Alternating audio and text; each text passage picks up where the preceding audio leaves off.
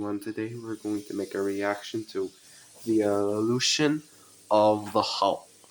The Hulk. This was made by Teleanimate. Original link in the description. I will start the video.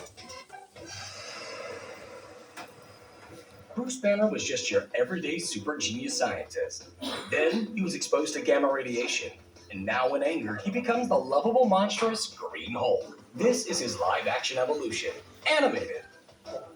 Bruce Banner first appears in the television series The Incredible Hulk, named David for some reason. As he searches for a cure to his Hulk affliction, he's pursued by a nosy reporter. When transformed, he appears as a tall, muscular man in green paint, with an exaggerated brow and a straight-haired wig.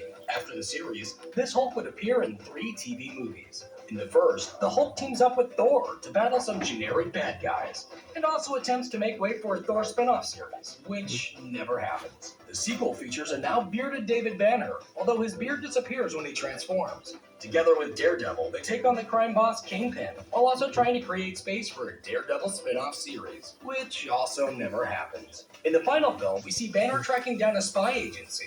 As the Hulk, he attacks their plane and in the explosion falls to Earth, succumbing to his wounds. Hulk's feature film debut showcases a younger Bruce Banner able to unleash a baby-faced and overly saturated Hulk. He grows larger the angrier he becomes, ultimately reaching over 15 feet tall. He goes head-to-head with his element-absorbing father, but the government attempts to nuke them both, defeating his father while Bruce survives and makes his way to South America.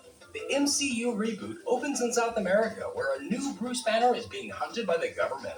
When provoked, he unleashes a more yellowish and veiny-looking Hulk, this time scaling to around 9 feet tall. He takes out a DNA-spliced abomination and manages to hide away in Canada, where he tries to gain control of his anger and live in peace. In the Avengers, Banner somehow looks completely different, and when transformed, appears less yellowish and less veiny, with added chest hair, rounder facial features, 5 o'clock shadow, and a more slouched stance. He teams up with his fellow superheroes to save humanity from a puny god. Iron Man 3 features a sleepy Bruce Banner lending an ear to Tony Stark before coming back in full force for the Avengers Age of Ultron. The Hulk now wears stretchy purple pants and has more exaggerated facial features. As he's put under mind control, he attacks random civilians, only to be stopped by Tony Stark's Hulkbuster suit. He then helps take out super intelligent robots and promptly flies a ship into space, despite his girlfriend's pleas to stay.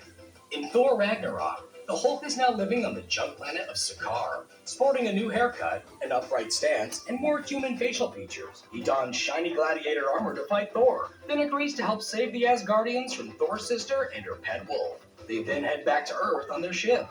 Avengers Infinity War begins with Thanos boarding their ship mid-voyage and facing the Hulk in battle. Hulk loses the fight, and for the rest of the film, Bruce Banner is no longer able to bring out his large green counterpart, opting to wear Tony Stark's Hulkbuster suit to keep up in battle.